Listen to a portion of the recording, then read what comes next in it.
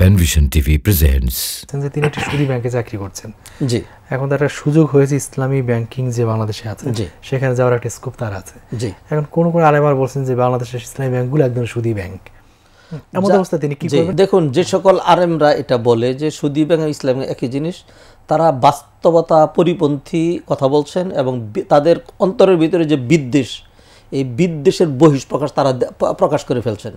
সেই বিদ্বেষটা হলো বাংলাদেশে ইসলাম ব্যাংকিং ছিল না, এই ইসলামী ব্যাংকের পিছনে যারা পথিকৃৎ, ইসলামী ব্যাংক যারা প্রবর্তন করেছেন, ইসলাম চালু করেছেন, তাদের সাথে আদর্শগত একটা তাদের দ্বন্দ্ব রয়েছে এবং তাদের সাথে একটা রাজনৈতিক দূরত্ব থাকার কারণে এরা যত ভালো কাজ করবে এটাকে তারা খারাপ বলবে।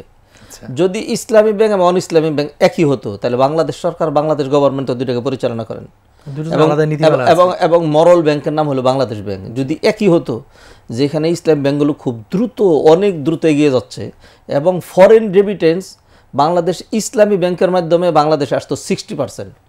আজকে যে ফরেন রেমিটেন্স আমরা ধরা খেয়ে যাচ্ছি, এর পিছনে কিন্তু অন্যতম আরেকটি কারণ যে বাংলাদেশ ইসলামী ব্যাংক যখন মানে কেউ বা কাউকে দ্বারা যখন এটা আক্রান্ত হয়েছে, ম্যানেজমেন্টের পরিবর্তন হয়েছে, তখন কিন্তু যারা নাকি গ্রাহক তাদের মধ্যে একটা সংশয় তৈরি হয়েছে, আস্থাহীনতা তৈরি হয়েছে বিধায় তারা কিন্তু সেটি করছে না।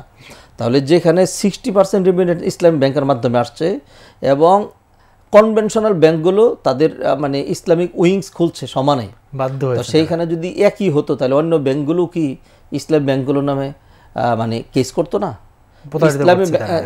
ইসলামী ব্যাংকগুলো পরিচালনা করার জন্য বিজ্ঞ উলামায়ে কেরামের লম্বা শরিয়া বোর্ড রয়েছে, তারা এগুলি স্টাডি করছেন। এরপরেও যদি কখনো কোনো লেনদেনে উল্টাপাল্টা হয়ে যায়, ইসলাম ব্যাংকগুলো এগুলো সম্পূর্ণ আলাদা করে দেয়। সেইগুলো থেকে ইসলাম ব্যাংক ফাউন্ডেশনে অনেক কার্যক্রম আছে, হসপিটাল, শিক্ষাবৃত্তি, সেইগুলো তারা করেন।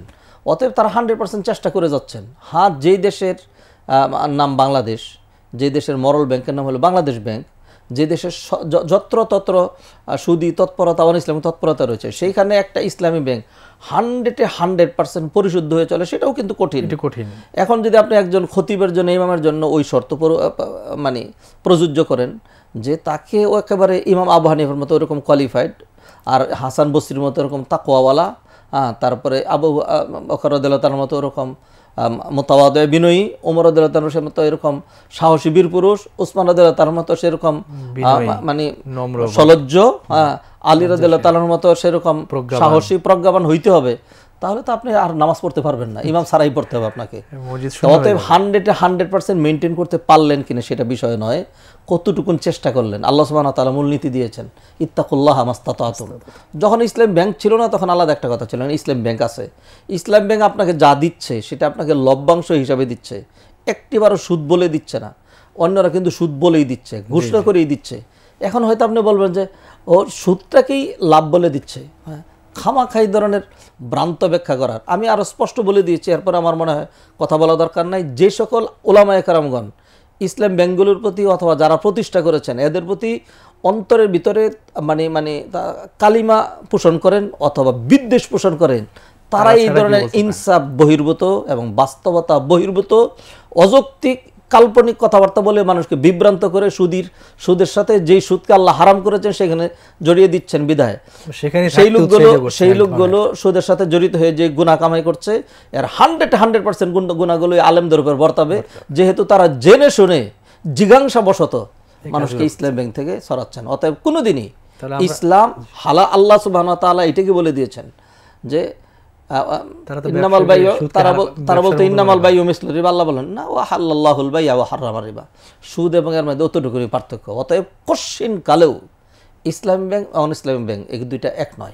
তার উনি সুদী ব্যাংকে চাকরি করছেন, তাহলে উনি অন্য ব্যাংকে ইসলামী ব্যাংকে চলে আসার সুযোগ আছে, চলে আসবে। কেউ যদি সবাই ইসলামী ব্যাংকে আসতে পারছে না, আমি তাকে এটা বলি না যে আপনি সুদী ব্যাংকের চাকরি এই মুহূর্তে ছেড়ে দিয়ে চুরি ডাকাতি শুরু করে দেন, এই কথা বলি না।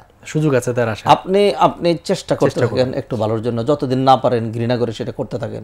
যেখানে আল্লাহ সুবহানাহু ওয়া তাআলা লানত করেছেন, আল্লাহ বলছেন ইত্তাকুল্লাহ ওয়া যারু মা বাকিয়া মিনার রিবা, সুদী তৎপরতায় যারা জড়িত থাকে আল্লাহ তাদের কথা কি বলেছেন? বলেছেন তোমরা আল্লাহর বিরুদ্ধে যুদ্ধ করার জন্য প্রস্তুত হও। অতএব আমরা যেন মানে কারো প্রতি আল্লাহ অন্য আয়াতে বলেছেন লা ইয়াজরিমান্নাকুম শানাআনু কওমিন আলা আল্লাহ তা'দিলু ই'দিলু আকরাবু লিত-তাকওয়া, কোন জাতি গোষ্ঠীর প্রতি তোমাদের খেদ এটি যেন তোমাদেরকে বেইনসাফির প্রতি প্ররোচিত যেন না করে। এ দিলু ইনসাফপূর্ণ কথাবার্তা বলো। অতএব যারা যে সকল আলেম ওলামারা, সাধারণ মানুষ কথা বললে আমি এত শক্ত করে বলতাম না, যেহেতু আলেম ওলামা হয়ে এই কথাগুলো বলছেন যে ইসলাম এবং অনইসলাম একই জিনিস, অতএব আমি দ্ব্যর্থহীন ভাষায় আজকে প্রতিবাদ জানালাম যারা এই কথা বলেন তারা প্রান্তিক কথাবার্তা বলছেন। ব্যাংকের সঠিক জ্ঞান নেই আসলে, এটা একটা বলা যেতে পারে।